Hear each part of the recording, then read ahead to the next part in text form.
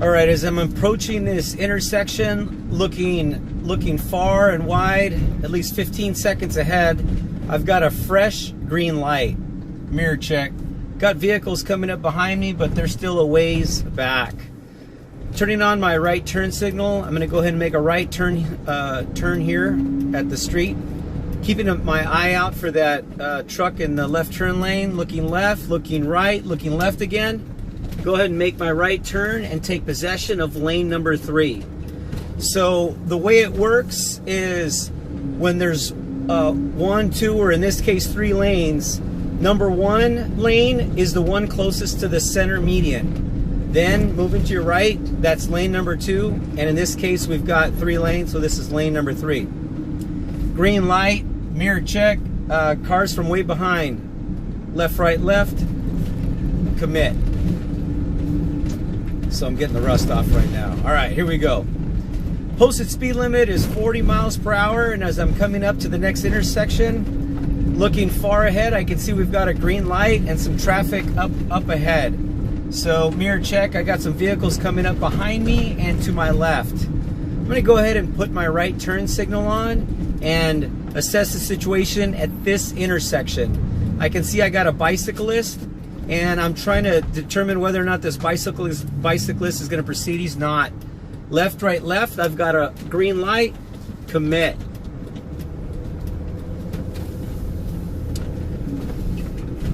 Posted speed limit is 40 miles per hour. Mirror check. Got a car coming up behind me on my left. We're going to start to build up some speed. And looking ahead, I can see we've got a white car that's out in front of us, and as you can tell, we're right now not traveling with any packs or clusters of vehicles. We try to avoid traveling with packs because more cars, more drivers, more chances for mistakes, and we'll keep ourselves away from that. As I come closer to the intersection, I stopped a little bit before the red light. Knowing that I'm in a larger vehicle, okay, we've got a fresh green light. Left, right, left. We're going to go ahead and proceed through the intersection. It's all clear. Okay.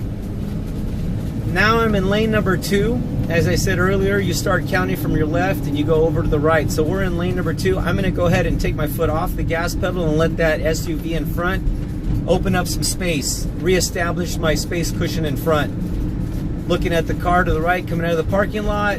That car's not going to enter. Another car coming out in front.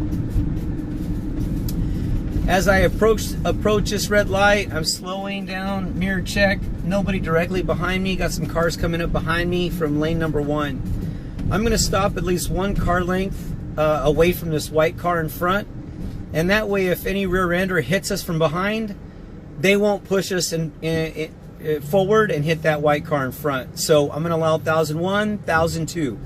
Allow 2 seconds to reestablish my space cushion, looking left, right, left. That blue car to your right, looks like they're going to go ahead and not pull in front. Mirror check, got lots of cars are traveling with us right now, and really can't do anything about it. We're just going to go ahead and maintain our following distance from that vehicle in front. Looking far ahead, at least 15 seconds ahead, I can see we've got a red light coming up and then a green light beyond that one. So, coming up to another red light, got my foot off the gas pedal, starting to just coast, and got my foot on the brakes, starting to slow down. This pedestrian is not going to be in our way or not be a concern. Okay, as you can see, I'm going to go ahead and maintain my space. I'm going to go ahead and demonstrate my seconds of following distance right after we get through this green light. Mirror check. We are in a pack, in a cluster, so it's really important for us to maintain our following distance. As soon as that car hits the next crosswalk, I'm going to start to count. 1001, 1002, 1003.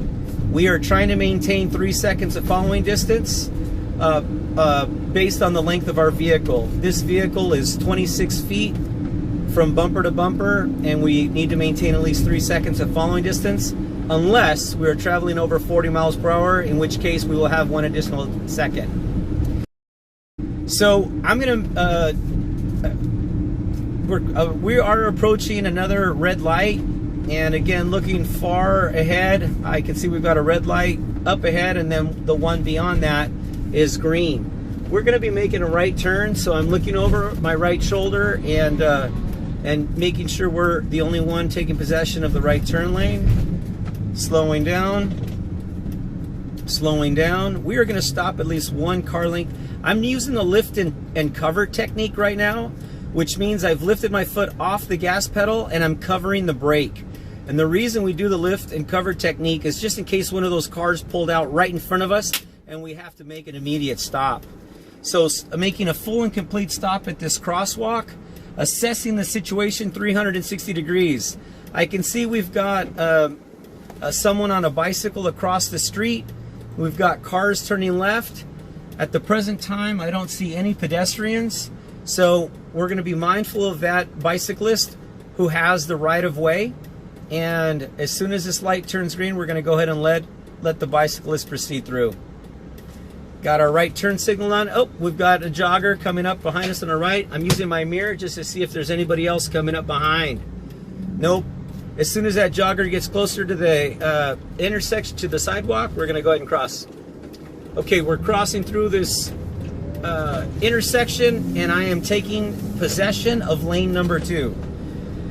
Another technique we use when there's 3 lanes of traffic is to take possession of the middle lane, lane number 2. And in this case, you can see up ahead, we've got a vehicle with their hazard lights on. Somebody's getting into the vehicle. So when you're in the far right lane, there tends to be more activity, more pedestrians, more bicyclists, more things that you have to take into account.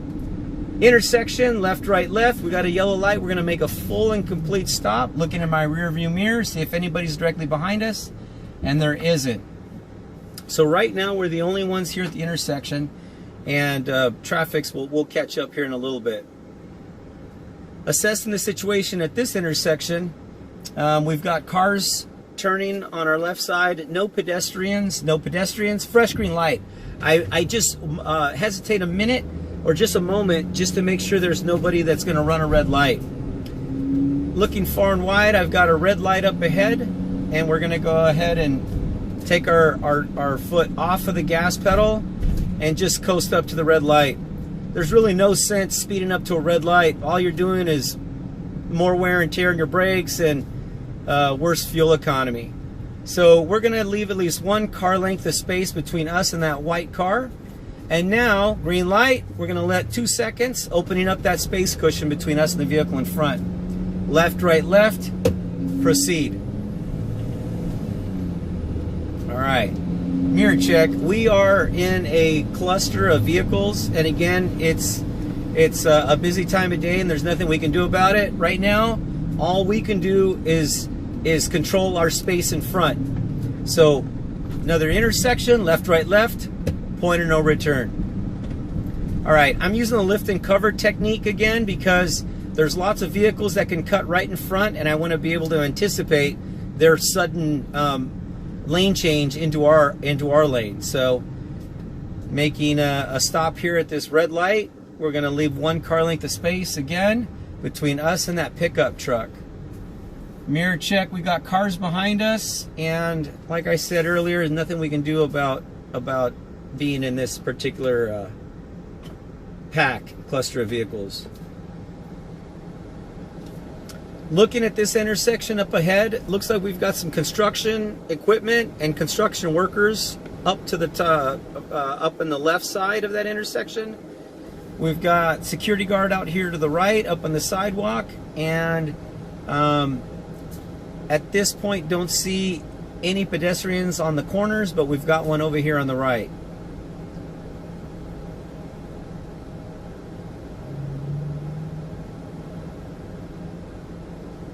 Okay, we got a fresh green light up ahead. We got another fresh green light. So we got 2 fresh green lights to work with. We're going to allow 2 seconds to reestablish our space to the vehicle in front. 1002. All right, here we go.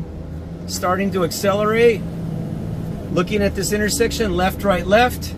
All vehicles are stopped. Commit. We're committing ourselves to crossing through the intersection. Lift and cover technique, waiting for just in case one of these vehicles cut out in front.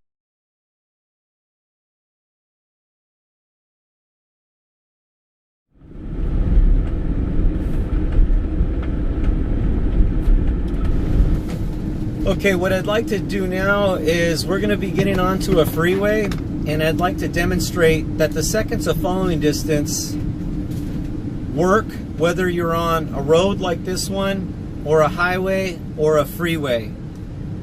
The principles are the same. For this vehicle right here, we need to maintain at least 3 seconds of following distance. But if you're traveling more than 40 miles per hour, you need to add a second. So we need to have 4 seconds of following distance. So we're gonna be, we got a red light, it's safe to turn. We got a fresh green light. Gonna go ahead and look over my mirrors, look over my shoulder there, and enter. We're gonna get on the freeway on-ramp. All right, accelerating. It looks like traffic is flowing at freeway speed, and so that means we need to get up to speed as well. So looking over using my driver mirror, I can see we're clear to go ahead and merge into the only lane now. And I'm looking far ahead through this tunnel. I can see vehicles traveling at a high rate of speed. I'm gonna turn my left turn signal on, and I'm gonna adjust my speed. I can see vehicles are coming pretty fast. I'm not up to their speed. I'm gonna slow down, and now I can take possession of this far right lane. Again, using my mirrors, looking ahead, looking at my mirrors. We've now taken possession of lane 1, 2, 3, 4. We are on lane number 5. I also want to demonstrate, like I was saying earlier, seconds of following distance. So I'm gonna let these vehicles stabilize themselves, and when this vehicle that we are following goes underneath that street sign up ahead, the green one, we are going to start to count. And remember, we want 4 seconds of following distance. So here we go. They passed it. 1001, 1002, 1003, 1004, 1005. We had 5 seconds of following distance. It took us 5 seconds to hit that same fixed object. And remember, we need to have at least 4 seconds of following distance. As you can see, I've got at least 6 seconds. Well, I'm gonna go ahead and take my foot off the gas pedal, start to apply the brake. I want to reestablish my seconds of following distance. What did I lose there? I lost maybe a few seconds, that's it. I'm reestablishing following distance, except that's a slower moving vehicle. It's a truck that's towing a trailer, so they're moving slower. All right, now we got some more cars coming in, that's fine. Again, I'm looking at my mirrors, seeing who's coming and who's taking who's getting into our lane. I'm gonna go ahead and change lanes here and get into the number 4 lane. Looking over my left shoulder, using my mirrors, looking ahead, mirrors, shoulder, clear. We now have possession of lane number 4. That truck just got into lane number 4 in front of us. I took my foot off the gas pedal. I want to reestablish my minimum 4 seconds of following distance. I'm going to go ahead and demonstrate my seconds of following distance. As soon as that truck passes that green light up ahead, well, I'm going to do it for this van. They're going to take possession of it. And as soon as they pass that green sign, there we go. 1001, 1002, 1003, 1004. We hit that same spot. Again, I got a vehicle in front. It can happen 300 times in my day-to-day, and that's fine. Because everybody's traveling so fast and they're in such a big hurry. You know, most people are traveling with less than 1 second following distance. So when people do get in front of me, what did I lose? I lost a second. I just have to back off a second and reestablish my minimum seconds of following distance.